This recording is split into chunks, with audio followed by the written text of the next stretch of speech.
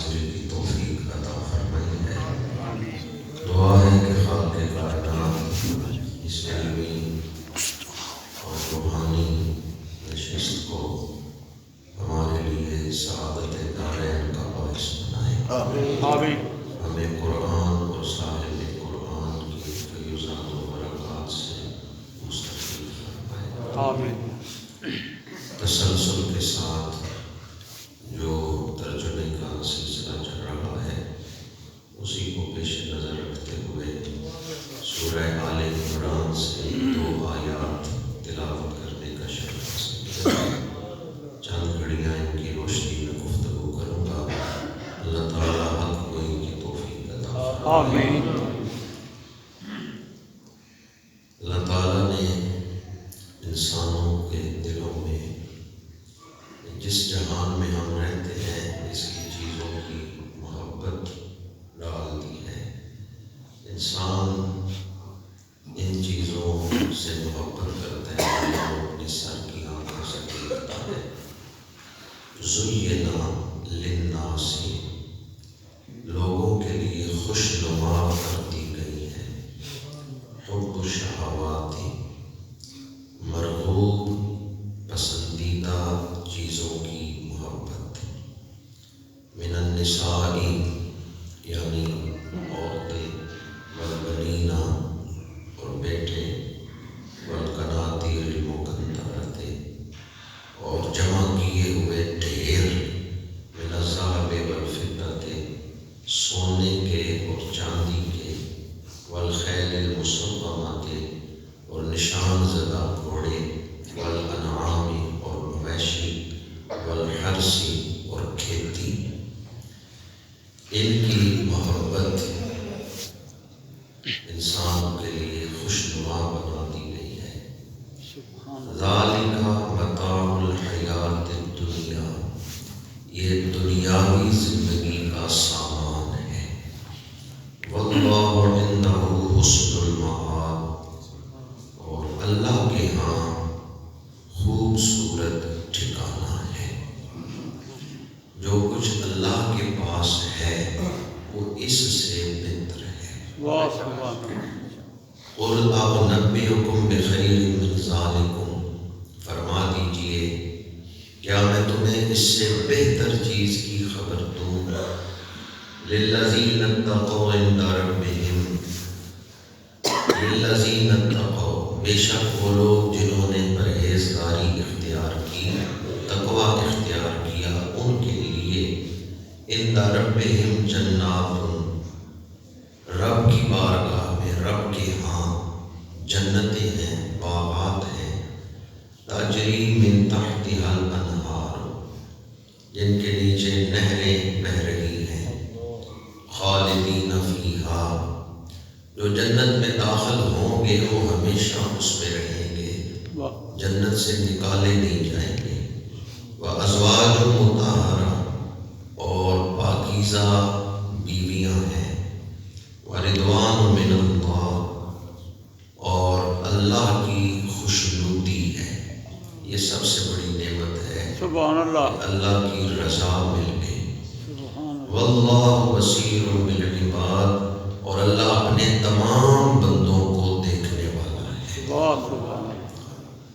پہلا لفظ جو آج میں نے تلاوت کیا، زُیِّنَ للناس لوگوں کے لیے خوشنما بنا دی گئی ہے، خوشنما کر دی گئی ہے، لوگوں کے دلوں میں سجائی گئی ہے حب الشہوات مرغوبات کی محبت۔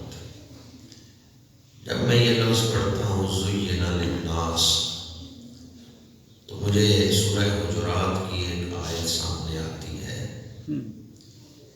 عام لوگوں کے دل اپنی پسندیدہ چیزوں کو دیکھ کے خوش ہوتے ہیں اور انہیں یہ چیزیں جو اس آیت میں بیان ہوئی ہیں یہ خوشنما لگتی ہیں، لیکن 26واں پارہ سورہ حجرات آیت نمبر 7 کے اندر ارشاد فرمایا وَلَٰكِنَّ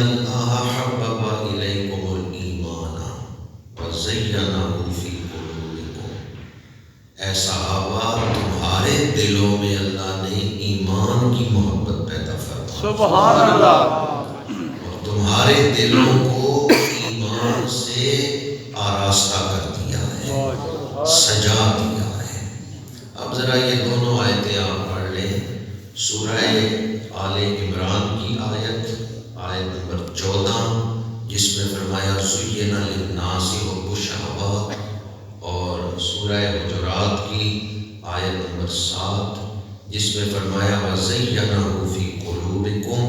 تو ان دونوں آیتوں سے پتہ یہ چلتا ہے عام لوگوں کے دلوں میں عورتوں کی محبت، بیٹوں کی محبت، گھوڑوں کی محبت، مویشیوں کی محبت، کھیتی باڑی کی محبت، جائیداد کی محبت، لیکن صحابہ کے دلوں میں اللہ نے ایمان کی محبت پیدا کی۔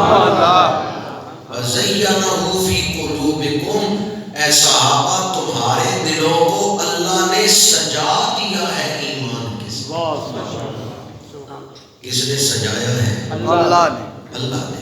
تو اللہ نے جو دل سجائے ہوں گے وہ کتنے خوبصورت۔ سبحان اللہ، کیا بات ہے۔ اور آگے فرمایا وَكَرَّهَ إِلَيْكُمُ الْكُفْرَ وَالْفُسُوقَ وَالْعِصْيَانَ، اور کفر، گناہ اور نافرمانی تمہارے دلوں میں اس کی نفرت پیدا فرما دی ہے۔ قرآن بتا رہا ہے صحابہ کے دلوں میں ایمان کی محبت ہے، اللہ نے سجائے ہیں ان کے دل، اور ان کے دلوں میں کفر اور نافرمانی کی نفرت اللہ نے ڈال دی ہے۔ اس سے پچھلی آیت پڑھیں، آیت نمبر 3، اس میں ارشاد فرمایا ان الذین یغضون اصواتهم عند رسول اللہ اولئک الذین امتحن اللہ قلوبهم للتقوی۔ بے شک وہ لوگ جنہوں نے حضور کی بارگاہ میں اپنی آوازوں کو پست رکھا، جو اپنی آوازیں پست رکھتے ہیں حضور کے سامنے، یہ وہ لوگ ہیں کہ ان کے دلوں کو اللہ نے تقوی کے لیے چن لیا ہے۔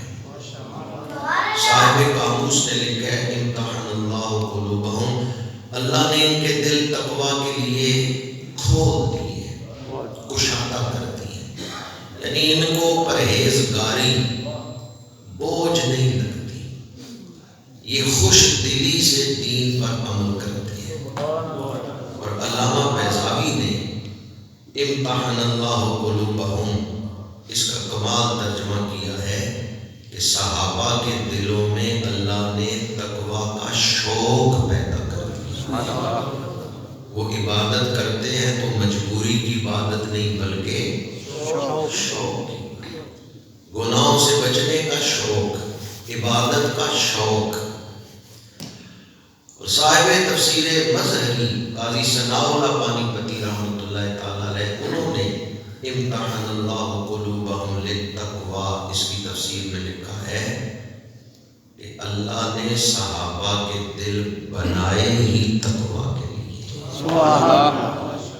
دوبارہ عرض کر رہا ہوں، صحابہ کے دل بنائے ہی تقوی کے لیے۔ سبحان اللہ، وہ کتنے سونے دل ہیں۔ اب آگے 7ویں آیت میں فرمایا زَيَّنَهُ فِي قُلُوبِكُمْ، تو اس کا مطلب کیا ہے؟ صحابہ کے دل وہ دل ہیں جو بنائے ہی محبت رسول کے لیے، عشق رسول کے لیے گئے، اور ان دلوں میں اللہ نے ایمان کو سجا دیا۔ سبحان اللہ۔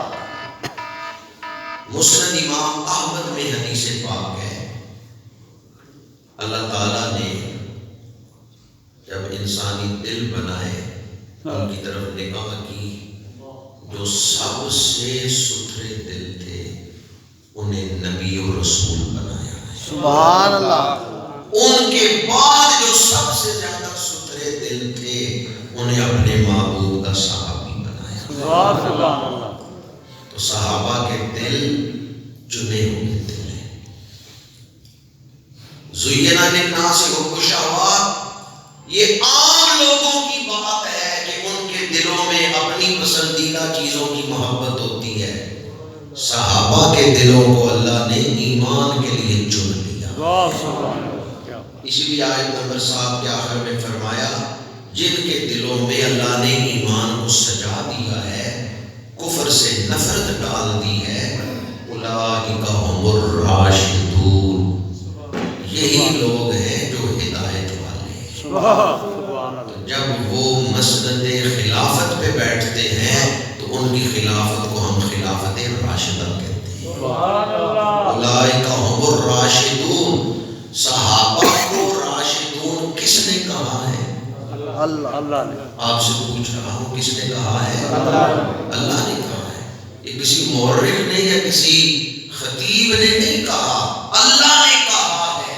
اس لیے میں اکثر کہتا ہوں جس کا قرآن پہ ایمان ہے وہ صحابہ کا بے ادب نہیں ہو سکتا۔ سبحان اللہ۔ بے شک بے شک۔ کیونکہ قرآن ایک نہیں سینکڑوں آیات میں صحابہ کی شان بیان کرتا ہے۔ ہمیں صحابہ کے ساتھ جو محبت ہے وہ دینی محبت ہے۔ کون سی محبت ہے؟ دینی۔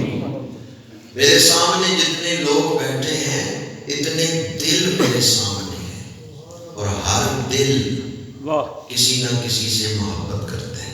سبحان اللہ۔ محبت ہم سب کرتے ہیں، کوئی دولت سے محبت کرتا ہے، کوئی شہرت سے محبت کرتا ہے، کوئی منصب سے محبت کرتا ہے، کوئی اولاد سے محبت کرتا ہے۔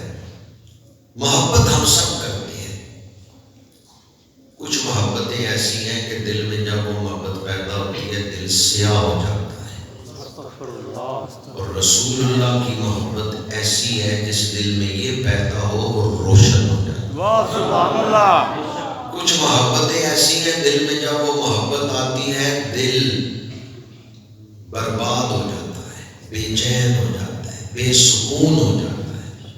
اور حضور کی محبت ایسی ہے جس دل میں یہ محبت آ جائے وہ دل آباد ہو جاتا ہے۔ بات ہو جائے۔ سبحان اللہ۔ وہ دل آباد ہو جاتا ہے۔ چمک تجھ سے پاتے ہیں میرا دل بھی چمکا دے، جن کے دلوں میں اللہ نے اپنے محبوب کی محبت ڈالی ہے۔ زینہ فی قلوبکم، کہ اللہ نے تمہارے دلوں میں ایمان کو مزین کیا ہے، سجایا ہے۔ اللہ نے اپنے محبوب کی محبت جن دلوں میں ڈالی ہے ان سے محبت کرنی چاہیے یا نہیں کرنی چاہیے؟ ہم اتنے بے حس تو نہیں ہو گئے کہ جو حضور کی خدمت کریں ہم ان کو گالیاں دیں۔ ہم اتنے بے غیرت تو نہیں ہو گئے کہ جنہوں نے ہمارے آقا پہ اپنا مال لٹایا، گھر بار چھوڑا، اپنی اولادیں حضور پہ قربان کی، ہم ان کو گالیاں دیں۔ حضور سے وفا کرنے والوں کو کوئی مسلمان گالی دے سکتا نہیں۔ صحابہ کے ساتھ ہماری جو محبت ہے وہ دینی محبت ہے۔ دوبارہ پوچھ رہا ہوں کون سی محبت ہے؟ دینی۔ یاد رکھیں دینی محبت کا آخرت میں اجر ملے گا۔ ایک ہوتی ہے طبی محبت، ایک ہے دینی محبت۔ بھوک لگی، اب بھوک نے آپ کے دل میں کھانے کی محبت ڈال دی، تو آپ بھوک کی وجہ سے کھانے کی طرف دوڑے۔ یہ طبیعت کا تقاضا ہے کہ کھانے سے محبت کریں۔ پیاس لگی، آپ نے پانی کو تلاش کیا، محبت سے پانی اٹھا کے پیا۔ یہ جو پانی سے آپ محبت کر رہے ہیں یہ کس کا تقاضا ہے؟ طبیعت کا۔ پر آب زمزم آ جائے تو اب اس سے جو محبت ہے یہ ایمان کا تقاضا ہے۔ محبت کے پیچھے سبب ہے کہ کس سبب سے محبت ہو رہی ہے۔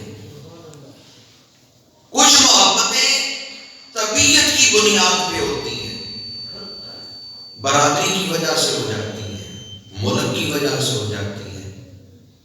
ہمیں کوئی نہیں پتا کرکٹ ٹیم میں کون کون سے کھلاڑی ہیں، لیکن جب کرکٹ میچ ہو رہا ہوتا ہے پاکستانی ہونے کی وجہ سے سب ہی پسند کرتے ہیں پاکستانی ٹیم جیت جائے۔ یہ جو ہے یہ وہ قومی محبت، ملکی محبت۔ تو محبت کے پیچھے سبب کیا ہے؟ آخرت میں جو اجر ملے گا وہ دینی محبت کی وجہ سے۔ صحابہ سے ہماری محبت جو ہے وہ کس وجہ سے؟ دینی محبت۔ صرف سمجھانے کے لیے یہ بات کر رہا ہوں۔ ایک جگہ میرے کچھ ہم جماعت بیٹھے ہوئے تھے، ایک استاد تشریف فرما تھے اور اسی موضوع پر گفتگو ہو رہی تھی۔ ایک ساتھی نے کہا بھی باپ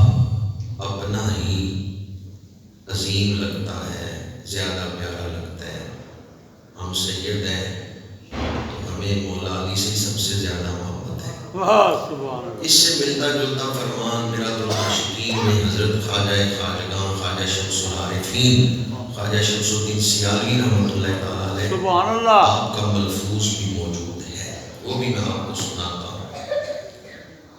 شاہ صاحب کہنے لگے کہ باپ اپنے ہی پیارا ہوتا ہے، ہم چونکہ سیدوں کے گھر پیدا ہوئے ہیں تو اس لیے ہمیں سب سے زیادہ مولا علی سے محبت ہے کیونکہ وہ ہمارے باپ ہیں۔ تو استادوں نے فرمایا یہاں ایک طالب علم بیٹھا ہوا ہے جو عثمانی ہے، یعنی حضرت عثمان کی اولاد میں سے ہے۔ سبحان اللہ۔ اگر تمہاری اس بات کو ہم اصول بنا لیں کہ باپ اپنے ہی پیارا ہوتا ہے تو پھر عثمانی کیا کہیں گے کہ سب سے افضل کون ہے؟ جی سمجھ آ رہی ہے آپ؟ جی جی اگر اس کو اصول بنا لیں کہ باپ اپنے ہی زیادہ پیارا ہوتا ہے تو پھر جو حضرت فاروق اعظم کی اولاد ہے، تاجدار پاک مدن بابا فرید کون ہے؟ سبحان اللہ۔ فاروقی ہے۔ جی جی امام ربانی سیدنا مجدد الفسانی کون ہے؟ فاروقی ہے۔ تو پھر جو حضرت فاروق اعظم کی اس دور کے اندر اولاد موجود ہے وہ کہیں گے آپ نے اصول دیا ہے کہ باپ اپنے زیادہ پیارا ہوتا ہے لہذا ہم سب سے افضل حضرت فاروق اعظم کو مانتے ہیں۔ جو حضرت عثمان غنی کی اولاد ہے، قاضی ثناء اللہ پانی پتی، یہ عثمانی ہے۔ اور آج بھی دنیا میں حضرت عثمان غنی کی اولاد کی خانقاہیں موجود ہیں، وہ کہیں گے تم نے اصول دیا ہے کہ باپ ہی زیادہ پیارا ہوتا ہے لہذا ہمیں حضرت عثمان سے زیادہ محبت ہے۔ دنیا میں حضور کے چچا حضرت عباس کی اولاد بھی موجود ہے جی اور عباسیوں نے کتنا عرصہ حکومت کی ہے، بغداد مرکز تھا عباسی۔ تو پھر عباسی کہیں گے ہم تو حضور کے چچا کی اولاد ہیں، باپ اپنے ہی پیارا ہوتا ہے تو ہم سب سے زیادہ افضل سمجھتے ہیں حضرت عباس کو۔ اب عباسی کہیں سب سے افضل حضرت عباس ہے، عثمانی کہیں سب سے افضل حضرت عثمان ہے، فاروقی کہیں سب سے افضل حضرت فاروق ہے۔ کیونکہ اصول آپ نے یہ دیا تھا کہ باپ ہی اپنا پیارا ہوتا ہے، تو مجھے بتائیں پھر دین کہاں گیا؟ پھر دین کہاں گیا؟ ہم نے محبت کرنی ہے تو اپنی طبیعت کی بنیاد پر نہیں، قرآن اور حدیث کی بنیاد پر۔ سبحان اللہ۔ تمام صحابہ کا ادب واجب ہے، حضور کے اہل بیت کا ادب ہمارے اوپر واجب ہے۔ صحابہ کی بے ادبی، اہل بیت کی بے ادبی یہ حضور کو اذیت ہے، اس لیے نہ ہم صحابہ نہ اہل بیت کسی کی بھی بے ادبی کی اجازت نہیں۔ جس بات کا فیصلہ حضور کر دیں اس میں پھر بحث کی گنجائش رہتی ہے نہیں۔ افضل کون ہے یہ فیصلہ حضور نے خود کر دیا جب اپنا مصلی حضرت صدیق اکبر کو دیا۔ حضور نے فیصلہ نہیں کر دیا افضل کو۔ ہم معراج کا واقعہ بیان کرتے ہیں تو اس میں ہم مسجد اقصیٰ میں حضور کی امامت کا ذکر کرتے ہوئے کہ سارے نبی پیچھے کھڑے ہیں، حضور مسجد اقصیٰ میں نماز پڑھا رہے ہیں، یہ واقعہ سنا کے ہم کہتے ہیں خلق سے اولیاء، اولیاء سے رسول اور رسولوں سے اعلیٰ ہمارا نبی۔ پھر کہتے ہیں حضور نے نماز پڑھائی، حضرت موسیٰ پیچھے، حضرت ابراہیم پیچھے، سارے نبی مقتدی ہیں، حضور امام ہیں لہذا سب سے اولیاء و اعلیٰ، سب سے بالا و اعلیٰ۔ وہ جو نبیوں کے امام ہیں انہوں نے اپنے مصلی پہ صدیق اکبر کو کھڑا کر دیا، سارے صحابہ پیچھے نماز پڑھ رہے ہیں تو حضور نے فیصلہ نہیں کر دیا۔ اللہ اللہ اللہ۔ جب مسجد اقصیٰ کی امامت کو افضلیت پر دلیل بناتے ہیں تو حضور جب اپنا مصلی دے رہے ہیں حضرت صدیق اکبر، وہ بڑی شان والا ہے جو حضور غوث اعظم کے مصلی پہ نماز پڑھے، اس کی بڑی شان ہے جو حضرت داتا صاحب کے مصلی پہ نماز سبحان اللہ۔ اور اس کی شان کیا ہوگی جو رسول اللہ کے مصلی پہ نماز پڑھے۔ سبحان اللہ سبحان اللہ۔ 17 نمازیں حضرت صدیق اکبر نے حضور کی موجودگی میں آپ کے حکم پر پڑھائی۔ سبحان اللہ۔ 17 نمازیں حضور کی موجودگی میں حضرت سیدنا صدیق اکبر پڑھا رہے ہیں۔ یہ مسئلہ بھی حل ہو گیا۔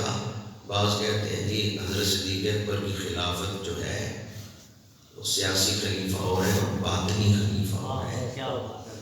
حضور نے ارشاد فرمایا کہ میرے بعد نبوت کی خلافت 30 سال ہے۔ جی کس کی خلافت؟ نبوت یہ اللہ آپ سے کہلوانا ہے، کس کی خلافت؟ نبوت نبوت روحانیت والی چیز ہے یا مادیت والی چیز ہے؟ روحانیت یہ نبوت کی خلافت ہے۔ اس کو سیاسی اور روحانی میں تقسیم کر کے آپ بے ادبی کس کی کر رہے ہیں؟ حضرت صدیق اکبر رسول اللہ کے خلیفہ بنے، یہ نبوت کی خلافت ہے۔ اس لیے یہ کہنا، اس پر بہت ساری کتابیں بزرگوں نے لکھی ہیں آج سے صدیاں پہلے۔ حضرت شاہ ولی اللہ محدث دہلوی نے تو یہاں تک کہا ہے، علامہ جلال الدین سیوطی اور امام ربانی جیسی ہستیوں نے، کہ رسول اللہ صلی اللہ علیہ وسلم کے احکامات ارشادات کی تکمیل حضرت صدیق اکبر اور فاروق اعظم کے ہاتھوں سے ہوئی۔ اس لیے حضرت سیدنا صدیق اکبر اور فاروق اعظم ان کے احسانات ہیں پوری امت مسلمہ پر۔ قرآن حضور پہ نازل ہوا، حضور نے صحابہ تک پہنچا دیا، ترتیب بتا دی، پر ایک کتابی شکل میں کس نے جمع کیا ہے؟ حضرت صدیق اکبر۔ احکامات نبوت کی تکمیل حضرت صدیق اکبر کے ذریعے ہو رہی ہے، حضرت فاروق اعظم کے ذریعے ہو رہی ہے۔ اس لیے امام ربانی نے لکھا ہے یہ جو شیخین کریمین ہیں، ان کی جو ولایت ہے وہ بطریق نبوت ہے، اور حضرت عثمان غنی کی جو ولایت ہے وہ بطریق نبوت و ولایت دونوں میں ہے، اور مولا علی جو ہیں وہ شہنشاہ ولایت ہے۔ یہ ایک مشکل مکتوب ہے جو میں نے آپ کے سامنے پڑھا ہے، اس کی تشریح نہیں کر سکتا کہ زیادہ مشکل گفتگو ہو جائے گی، آسان سی بات کر رہا ہوں۔ حضور نے مصلی دیا، ابو بکر میرے مصلی میں کھڑے ہو کے نماز پڑھاؤ۔ حضور نے فیصلہ کر دیا میرے نائب کون ہیں؟ صدیق اکبر۔ ہر یار نبی دا سونا ہے، اللہ پر یار غار دیاں کیا بات، ہر یار نبی دا سونا ہے، پر یار غار دیاں کیا بات ہے۔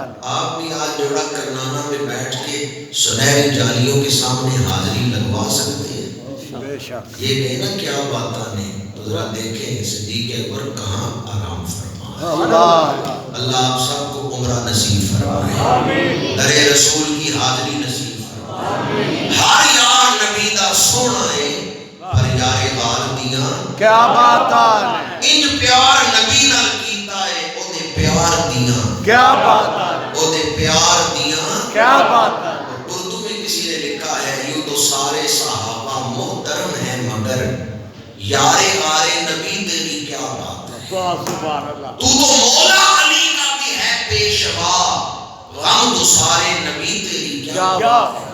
مولا علی شیر خدا نے 2.25 سال حضرت صدیق اکبر کے پیچھے نمازیں پڑھی۔ سبحان اللہ۔ مولا علی شیر خدا تاجدار حل عطا مشکل کشا، واقف رموز جلی و خفی، بڑی عظمتیں بڑی شانیں ہیں، ابو الائمہ ہیں شیر خدا، اماموں کے پیشوا ہیں شیر خدا، پر جس کے پیچھے کھڑے ہو کے مولا علی نیت کرتے تھے پیچھے اس امام کے اللہ، سبحان اللہ۔ تو مولا علی کا بھی ہے پیشوا، غم تو سارے نبی کیا بات ہے۔ تیری کیا بات ہے۔ پتہ ہے نا، میں نے ایک دفعہ بیان کیا تھا کہ اردو زبان میں یہ لفظ کب بولتے ہیں کیا بات ہے، کیا بات ہے، اس وقت بولتے ہیں بات بڑی ہو منہ چھوٹا۔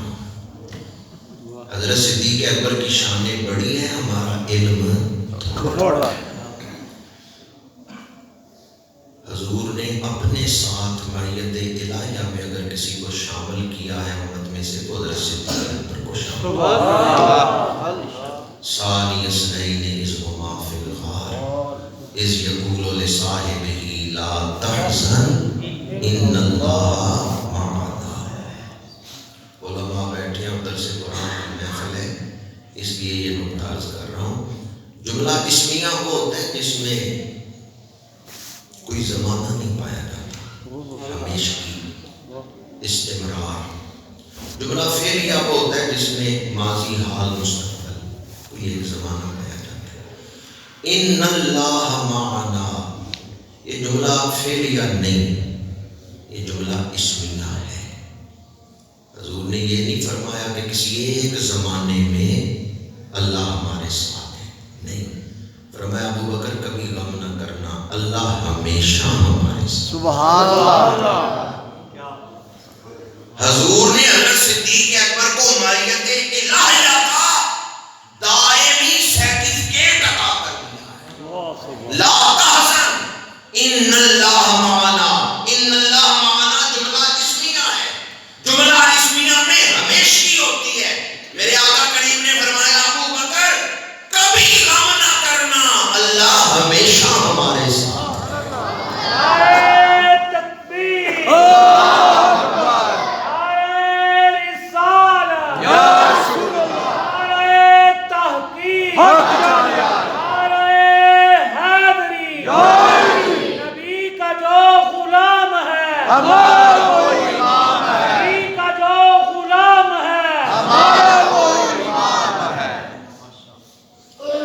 قرآن پاک اٹھا کے دیکھیں، ایک نہیں سینکڑوں آیات ہیں جن میں صحابہ کی شان، کچھ آیتیں ایسی ہیں جن میں بطور خاص حضرت صدیق اکبر کی شان، ان میں یہ آیت بھی ہے۔ قرآن نے تاج پہنایا صدیق اکبر کو ثانی اثنین۔ سبحان اللہ۔ علامہ قرطبی کو پڑھ کے دیکھیں تو روح جھوم اٹھتی ہے اس مقام پر، ثانی اثنین۔ وہ کہتے ہیں اللہ نے یہ فیصلہ کیا ہے کہ پہلے حضور ہے تو دوسرے ابو بکر ہیں، ثانی اثنین۔ اب کسی کا ذکر آئے گا تو تیسرے نمبر پہ آئے گا، دوسرے نمبر پہ نہیں آ سکتا۔ ثانی اثنین، یہ علامہ قرطبی نے بیان کیا، ثانی اثنین، دو میں سے دوسرا، پہلے حضور ہیں دوسرے صدیق۔ سبحان اللہ، سبحان اللہ۔ جیسے ایک کے بعد ہمیشہ دو آتا ہے، ایک اور دو کے درمیان کوئی اور حصہ نہیں ہے، اس طرح نبی کے بعد ہمیشہ صدیق آتا ہے۔ والذی جاء بالصدق وصدق بہ اولئک هم المتقون۔ اس مقام پر امام فخر الدین رازی کو پڑھ کے دیکھیں، تفسیر کبیر۔ مولا علی شیر خدا کرم اللہ تعالی وجہ الکریم کا فرمان علامہ رازی نے نقل کیا ہے، والذی جاء بالصدق، اس سے حضور مراد ہے کہ حضور سچائی کو لے کے آئے۔ قرآن کہتا ہے وہ جو سچائی لے کے آئے اور جنہوں نے ان کی تصدیق کی یہ متقین ہیں۔ اب سچائی لے کے کون آئے؟ مولا علی شیر خدا نے اس آیت کی تفسیر بیان کی ہے، وہ قول امام فخر الدین رازی نے نقل کی ہے، والذی جاء بالصدق، اس سے مراد حضور ہیں کہ حضور سچائی لے کے آئے، وصدق بہ، اس سے مراد صدیق اکبر ہیں جنہوں نے حضور کی تصدیق۔ سبحان اللہ۔ مصدق کون ہے؟ صدیق اکبر۔ مصدق کون ہے؟ صدیق اکبر۔ حضور کے ناموں میں سے ایک نام ہے مصدق۔ وَإِذَا أَخَذَ اللَّهُ مِيثَاقَ النَّبِيِّينَ لَمَا آتَيْتُكُم مِّن كِتَابٍ وَحِكْمَةٍ ثُمَّ جَاءَكُمْ رَسُولٌ مُصَدِّقٌ لِّمَا مَعَكُمْ۔ اللہ نے فرمایا اے نبیوں، اے رسولوں، میں تمہیں کتاب و حکمت عطا کروں، دنیا میں بھیجوں گا، کتاب و حکمت عطا کروں گا، پھر آ جائے یہ شانوں والا رسول مصدق لما معکم، جو تمہاری تصدیق کرنے والا ہے۔ ہمارے آقا کریم کے ناموں میں سے ایک نام ہے مصدق۔ حضرت آدم سے لے کے حضرت عیسیٰ تک جتنے سچے نبی آئے ہیں حضور ان کی تصدیق کرنے والے۔ حضور نے منوایا کہ حضرت سلیمان جادوگر نہیں، اللہ کے نبی ہیں، ورنہ یہودی کہتے تھے معاذ اللہ حضرت سلیمان جادوگر ہے۔ میرے آقا کریم تشریف لائے، فرمایا حضرت سلیمان جادوگر نہیں، اللہ کے نبی۔ سبحان اللہ، بے شک۔ حضور مصدق ہیں، وہ جو کم و بیش 1.25 لاکھ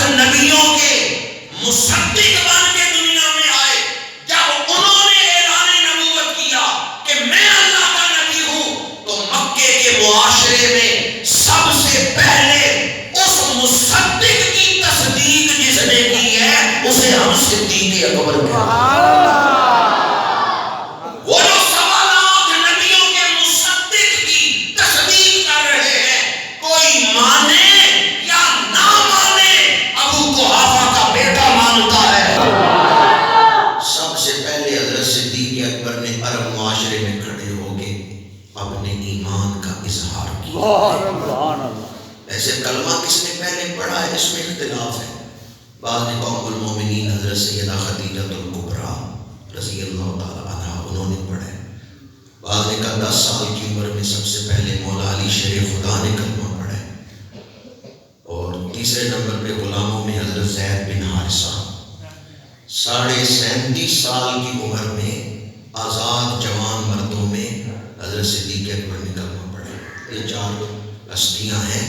عورتوں میں ام المومنین حضرت سیدہ خدیجہ الکبریٰ رضی اللہ تعالیٰ عنہ، اور 9 عمر بچوں میں 10 سال کی عمر میں حضور حیدر کرار شیر خدا نے کلمہ پڑھے۔ غلاموں میں حضرت زید بن حارثہ رضی اللہ تعالیٰ عنہ، اور آزاد جوان مردوں میں حضرت صدیق اکبر نے۔ یہ ترتیب ہے انفرادی کلمہ پڑھنے کی، لیکن سب سے پہلے اپنا کلمہ ظاہر کس نے کیا ہے؟ کافروں کے سامنے کھڑے ہو کر کس نے کہا ہے میں مانتا ہوں حضور نبی نے؟ بخاری شریف میں ہے سب سے پہلے اعلان ایمان کیا ہے تو حضرت صدیق اکبر نے کیا۔ عرب معاشرے میں کھڑے ہو کے سب سے پہلے اپنے ایمان کا اظہار کیا ہے تو حضرت صدیق اکبر نے کیا ہے۔ ہر یار نبی دا سونا ہے پر یار غار دیاں کیا بات ہے۔ آپ پہلے مسلمان، آپ مصدق، اور تیسری آپ کی شان کہ آپ نے کلمہ پڑھا ہے تو اس کے بعد گھر جا کے نہیں بیٹھ گئے، پہلے مبلغ کا نام صدیق اکبر۔ اللہ سبحان اللہ۔ امت میں سب سے پہلے جس نے عوام کے اندر مجمع میں کھڑے ہو کے دین بیان کی ہے امتیوں میں سے، وہ حضرت صدیق اکبر۔ سبحان اللہ۔ پہلے خطیب حضرت صدیق اکبر۔ ہمارے آقا کریم کا نام شروع ہوتا ہے لفظ میم سے۔ میں حضرت صدیق اکبر کی چند شانیں بیان کرتا ہوں جو میم سے ہی شروع ہوتی ہیں۔ پہلے مسلمان، پہلے مصدق، پہلے مبلغ، کتنے میم ہو گئے؟ چوتھا پہلے محافظ، سبحان اللہ۔ پہلے محافظ، سب سے پہلے حضور کا چوکیدار کرنے کا شرف حاصل ہوا ہے تو حضرت صدیق اکبر۔ حضور حرم میں تبلیغ فرما رہے ہیں، کچھ کافر بیٹھے ہوئے تھے، وہ دوڑے حضور کی طرف آپ کو معاذ اللہ جسمانی اذیت پہنچانے کے لیے۔ وہاں صحابہ موجود نہیں تھے، حضرت صدیق اکبر موجود تھے۔ جب وہ کافر حضور کو معاذ اللہ جسمانی اذیت پہنچانے کے لیے آپ کی طرف دوڑے، حضرت صدیق اکبر سبحان اللہ، اور کہا کیا تم اس ہستی کو تکلیف پہنچاؤ گے جو تمہارا ہی نفع سوچتے ہیں، سبحان اللہ، جو تمہیں دوزخ سے نکال کے جنت کا حقدار بنانا چاہتے ہیں، جو تمہیں حیوانیت کے مقام سے اٹھا کے فرشتوں سے افضل و اعلیٰ بنانا چاہتے ہیں، جو تمہیں زندگی گزارنے کا ڈھنگ سکھا رہے ہیں، جو تمہارا نفع چاہتے ہیں، ان کو نقصان پہنچاؤ گے۔ یہ فرما کے بازو پھیلائے اور فرمایا جب تک ابو قحافہ کا بیٹا زندہ ہے تو میرے رسول تک نہیں پہنچ سکتے۔ سبحان اللہ، مجھے راستے سے ہٹاؤ گے تو حضور تک پہنچو گے۔ کافروں نے کہا، ابو جہل نے آواز لگائی، اس نے کہا یہ جو نبی کا حمایتی بن کے کھڑا ہوا ہے نا، پہلے اس سے نپٹ لو، سارے آپ کو مارنے لگ گئے۔ آج تو خیر محفل نعت نہیں ہے، ورنہ میں محافل نعت میں یہ بات کرتا ہوں، نعت خان نعت پڑھ رہا ہو، محفل کرانے والے پیسے پھینک رہے ہوں، بڑا مزہ آتا ہے نعت پڑھنے کا، جی چاہتے ہیں پھر اور پڑھے۔ بارش کس کی ہو رہی ہے؟ حضرت صدیق اکبر وہ نعت خان ہے، تھپڑوں کی بارش ہو رہی ہے، آپ پڑھیں محمد رسول اللہ، محمد رسول اللہ۔ اذیت دی جا رہی ہے، جسم کو مارا جا رہا ہے، آپ نعت پڑھ رہے ہیں۔ واہ پیسوں کی بارش ہو رہی ہو، نعت پڑھنا بڑا آسان ہے۔ صدیق اکبر حرم میں نعت پڑھ رہے ہیں اس حال میں کہ کافروں کا ایک جتھا آپ کو مار رہے ہیں، واہ سبحان اللہ۔ کوئی صحابہ آ گئے، آپ کی طرف بڑھنے لگے کہ ہم آپ کو بچائیں ان کافروں سے۔ حضرت صدیق اکبر نے فرمایا میری پرواہ نہ کرو، حضور کو یہاں سے لے جاؤ۔ صحابہ حضور کے گرد دائرے میں کھڑے ہو گئے، حضور کو وہاں سے نکال کے لے گئے۔ حضرت صدیق اکبر نے کسی کافر کو حضور کی طرف نہیں بڑھنے دیا، خود اتنی مار کھائی ہے بے ہوش ہو کے گر پڑے ہیں۔ کافروں نے سمجھا بھی یہ نہیں بچیں گے، نیم مردہ ہو گئے، بے ہوش ہو گئے۔ کافر چھوڑ کے بھاگ گئے، آپ کے قبیلے کے لوگ آئے، صرف برادری سمجھ کے اٹھا کے لے گئے۔ آپ بے ہوش ہیں، برادری ارد گرد بیٹھی ہوئی ہے، آپس میں کہہ رہے ہیں ہم مشورہ، ہم یہ اٹھنے صدیق اکبر ان سے پوچھیں گے کس کس نے ہاتھ اٹھایا ہے، ہم بدلہ لیں گے۔ بدلہ لینے کی باتیں ہو رہی ہیں، ماں بھی سرہانے بیٹھی ہوئی ہے، ابھی تک نہ ماں نے کلمہ پڑھا ہے نہ باپ نے کلمہ پڑھا ہے، گھر میں کسی نے نہیں کلمہ پڑھا، صرف حضرت صدیق اکبر نے کلمہ پڑھا۔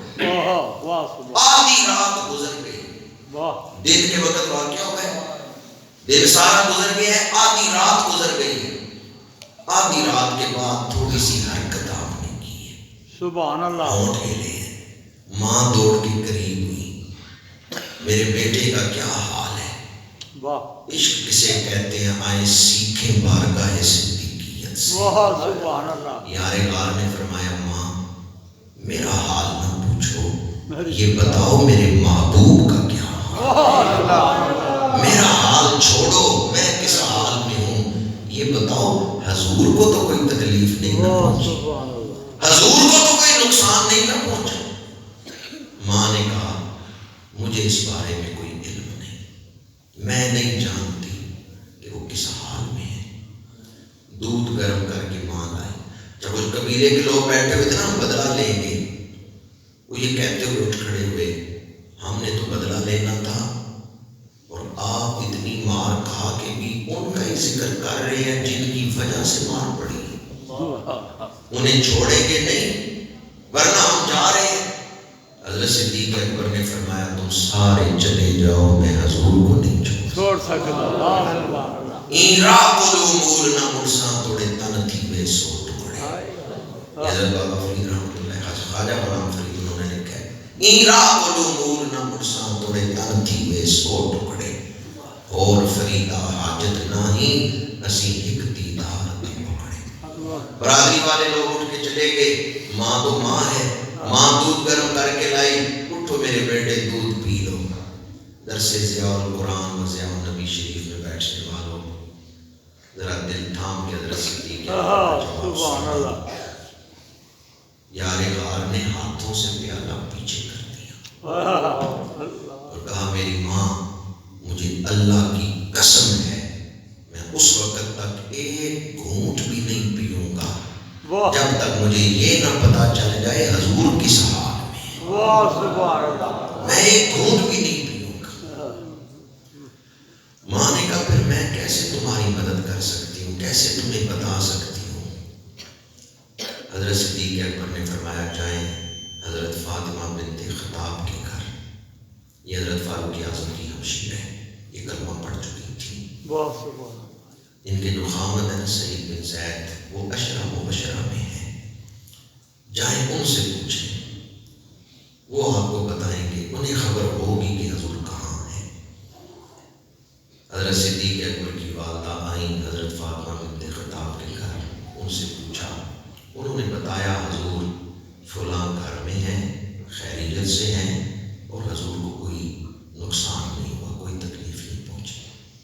ماں یہ خبر لے کے واپس آئی، خوشی خوشی سے دودھ کا پیالہ اٹھایا، کہا میرے بیٹے خوش ہو جاؤ، تمہارے محبوب کو کوئی تکلیف نہیں ہوئی، وہ اس وقت جناب ارقم کے گھر میں موجود ہے اور خیریت سے ہیں، اب دودھ پی لو۔ درس ضیاء النبی شریف میں بیٹھنے والوں حضرت صدیق اکبر نے کہا اللہ کی قسم ہے میں اس وقت تک ایک گھونٹ نہیں پیوں گا جب تک میں اپنی آنکھوں سے اپنے محبوب کو دیکھ نہیں لیتا۔ ماں نے پھر پیالہ رکھ دی ہے، دل میں محبت ہو تو تڑپ خود ہی پیدا ہو جاتی ہے۔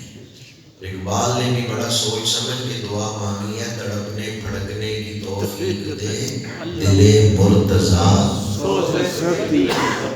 بڑی قیمتی دولت ہے سوز صدیق، دل مرتضیٰ سوز صدیق دے۔ خود جسمانی اذیت بھی سیرت کی کتابوں میں ہے، کہاں سے الفاظ لاؤں جو حضور ضیاء الامت قدس سرہ العزیز نے لکھے ہیں۔ آپ کا چہرہ سوجا ہوا تھا جب آپ پر وہ کافروں نے ہاتھ اٹھایا ہے، چہرہ سوجا ہوا تھا، پیشانی پہ زخم تھا، آپ کو شدید اذیت پہنچائی گئی، چل نہیں دے سکتے آپ خود، لیکن والدہ سے کیا فرماتے ہیں، جب تک محبوب کو دیکھ نہیں لوں گا ایک گھونٹ بھی میرے حلق سے نیچے نہیں اترے گا، میں نہیں پیوں گا۔ ماں نے کہا چلو میں عورت ہوں لیکن سہارا بنتی ہوں، لے جاتی ہوں تمہیں حضرت ارقم کے گھر۔ ماں نے پھر بیٹے کو اٹھایا ہے، حضرت صدیق اکبر نے کاندھے پہ ہاتھ رکھا ہے، سہارے پر چلتے ہوئے، ماں کے سہارے کے ساتھ چلتے ہوئے جناب ارقم کے گھر پہنچے ہیں۔ صحابہ دوڑ کے دروازے پہ آئے کہ آواز آئی ہے کسی کے آنے کی، تو صحابہ نے بیک زبان کہا صدیق اکبر آ گئے ہیں۔ اب حضور خود اٹھ کھڑے اور اٹھ کے حضرت صدیق اکبر کو کلاوے میں لیا۔ میں اپنی تمام تر کوشش کے باوجود ان شفقتوں کو الفاظ میں بیان نہیں کر سکتا کہ جب حضور نے حضرت صدیق اکبر کے ماتھے پر جو زخم تھا نا اس کو بوسہ دیا، حضور نے حضرت صدیق اکبر کی پیشانی کو چوما ہے، پھر اپنے پاس بٹھایا ہے، پھر جہاں جہاں زخم ہے حضور فکر مند ہو کے، دل میں ایک غم ہے صدیق اکبر کو دیکھ کے، حضور حضرت صدیق اکبر کو دیکھتے جا رہے ہیں، غم بڑھتا جا رہا ہے، زخموں پہ ہاتھ پھیر رہے ہیں۔ اس وقت حضرت صدیق اکبر کا عشق دیکھیں کہ حضور میرے زخموں کی فکر نہ کریں، ذرا حضور کی توجہ کسی اور طرف میں کروں، یا رسول اللہ یہ میری ماں ہے، انہوں نے کلمہ نہیں پڑھا، ان پر بھی نگاہ کرم فرمائی کہ دل میں ایمان کی بات ہے۔ اے یار غار، درس ضیاء القرآن میں بیٹھے ہوئے غلام آپ کے عشق کو سلام کرتے ہیں کہ حضور میرے زخموں کو دیکھ کے فکر مند نہ ہو، یا رسول اللہ یہ میری والدہ ہیں، ان پر نگاہ کرم فرمائے۔ میرے آقا کریم نے حضرت صدیق اکبر کی والدہ ام الخیر کے لیے دعا کی ہے، اللہ نے ان کے دل میں بھی ایمان کی محبت ڈالی۔ سب سے پہلے جنہیں حضور کی خاطر زخم کرنا ہے یا جن کے بدن سے پہلا خون کا قطرہ گیا ہے اسلام کے لیے، وہ حضرت صدیق اکبر زخمی سب سے پہلے آپ ہوئے۔ ان کے بعد واقعات ہوئے شہادت کے، حضرت یاسر، حضرت سمیہ، لیکن پہلے محافظ جو حضور کے ہیں، جو زخمی ہوئے ہیں حضور کی محبت میں، وہ حضرت صدیق اکبر، پہلے مسلمان، پہلے مصدق، پہلے مبلغ، پہلے محافظ۔ کتنے میم ہو گئے؟ ہر یار نبی دا سونا ہے پر یار غار دیاں کیا باتاں۔ پانچواں میم، آپ معین اسلام ہیں، آپ نے اپنا مال خرچ کیا ہے حضرت بلال حبشی کو آزاد کروانے کے لیے۔ جس دن کلمہ پڑھا ہے 40,000 درہم حضور کی بارگاہ میں پیش کیے، سبحان اللہ۔ اور موجودہ دور میں یہ کروڑوں روپے بنتے ہیں، لاکھوں نہیں کروڑوں روپے۔ جس دن کلمہ پڑھا ہے 40,000 درہم اسلام کی اشاعت کے لیے وقف کر دیا، حضور کی خدمت میں پیش کر۔ پہلے مؤذن اسلام حضرت بلال حبشی، بڑی شان ہے آپ کی، بڑی شان ہے۔ اور بلال صدیق اکبر کی نیکیوں میں سے ایک نیکی کا نام ہے۔ کیا شان ہوگی ان کی نیکیوں کی، جن کی نیکیوں میں سے ایک نیکی کا نام بلال ہے۔ حضرت بلال حبشی کو خرید کے حضرت صدیق اکبر نے آزاد کیا اور حضور کی خدمت میں پیش کیا۔ آپ معین اسلام ہیں، آپ نے اسلام کی مدد کی اپنے مال کے ساتھ اور ہر انداز۔ کتنے میم ہو گئے؟ 5۔ 6واں میم، آپ پہلے معمار مسجد ہیں۔ بہت سبحان اللہ۔ پہلی مسجد جو بنی ہے اسلام کی تاریخ میں وہ حضرت صدیق اکبر کے سین میں بنی ہے۔ بہت سبحان اللہ۔ آپ اتنے ظلم کافروں نے کیے ہیں، مسلمانوں نے پہلی ہجرت کی ہے حبشہ کی طرف، تو حضرت صدیق اکبر بھی تیار ہوئے حضور سے اجازت لیے کہ حبشہ ہجرت کر جائیں۔ ابن داغنہ آیا، اس نے کہا ابو بکر تیرے جیسے لوگ تو معاشرے کی زینت ہوتے ہیں، کچھ لوگ ایسے ہوتے ہیں جن کی موجودگی صرف ان کے گھر کے لیے فائدہ مند نہیں ہوتی، پورے شہر کے لیے فائدہ مند۔ ابو بکر تیرے جیسے لوگ تو قوموں کا تعارف ہوتے ہیں، میں تمہیں شہر نہیں چھوڑنے دوں گا، میں امان دیتا ہوں، اگر کوئی کافر نقصان پہنچائے گا میں اس سے لڑوں گا۔ آپ واپس آ گئے، آپ نے گھر کے سین میں مسجد بنائی، بہت سبحان اللہ۔ اس چبوترے پہ بیٹھ کے آپ اونچی آواز میں قرآن کی تلاوت کرتے اور مکے کے لوگ آ کے سنتے، کئی لوگ اسلام سے متاثر ہونے لگے۔ کافروں نے جا کے ابن داغنہ سے کہا کہ تو نے امان دی ہے صدیق اکبر کو، انہیں منع کرو، گھر میں جو مسجد بنائی ہے اس کو گرا دیں اور وہاں بیٹھ کے اونچی آواز میں تلاوت نہ کریں۔ ابن داغنہ نے آ کے کہا کہ کافر ہی اعتراض کر رہے ہیں۔ حضرت صدیق اکبر نے فرمایا تم اپنی امان واپس لے لو، میرے لیے اللہ اور اس کے رسول کی امان کافی ہے، سبحان اللہ۔ میں یہ مسجد نہیں گراؤں گا، میں یہ تلاوت نہیں چھوڑوں گا۔ تو پہلی مسجد جو بنائی گئی آپ اس کے معمار ہیں۔ بہت سبحان اللہ۔ کسی نے بنائی، کتنے میم ہو گئے؟ 6 میم ہو گئے۔ دامن وقت میں گنجائش نہیں، ورنہ میں اور اس میم کے حوالے سے آپ کے اوصاف بیان کرتا۔ آپ محسن اسلام ہیں اور آپ ختم نبوت کے پہلے مجاہد ہیں۔ مجاہد کس سے شروع ہوتا ہے؟ میم سے شروع ہوتا ہے۔ اور محسن کس سے شروع ہوتا ہے؟ میم سے شروع ہوتا ہے۔ میرے آقا کریم نے فرمایا جس کسی نے میرے اوپر احسان کیا میں نے اس کے احسان کا بدلہ اس دنیا میں دے دیا ہے۔ ایک ابو بکر ایسے ہیں کہ ان کے احسانات کا بدلہ میں نہیں دے رہا، قیامت کے دن میرا خدا دے گا۔ سبحان اللہ۔ جہاں سے میں نے گفتگو شروع کی تھی وہیں لا کے گفتگو کو سمیٹ رہا ہوں۔ ہمیں صحابہ کرام کے ساتھ محبت ہے، اہل بیت اعظام کے ساتھ محبت ہے، تو دینی محبت ہے۔ کوئی شک کون سی محبت ہے؟ دینی محبت ہے۔ اور دینی محبت جو ہے وہ دین کے ویڑے میں آئیں گے تو سمجھ آئے گی نا، واہ، دینی اصول سمجھیں گے تو پھر دینی محبت ملے گی۔ جس کے دل میں ایمان ہے اس کے دل میں اہل بیت اور صحابہ دونوں کی محبت ہے۔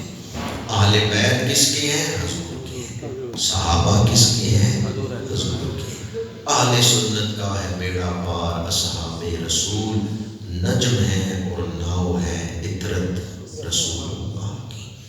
میں نے جو آیات تلاوت کی ان میں سے پہلا لفظ جو تھا نا زینا، اس کے حوالے سے ہی میں نے آج آپ کے سامنے گفتگو کی ہے کہ اور لوگوں کے دلوں میں شہوات کی محبت ہے، صحابہ کے دلوں میں اللہ نے ایمان کو آراستہ کر دیا۔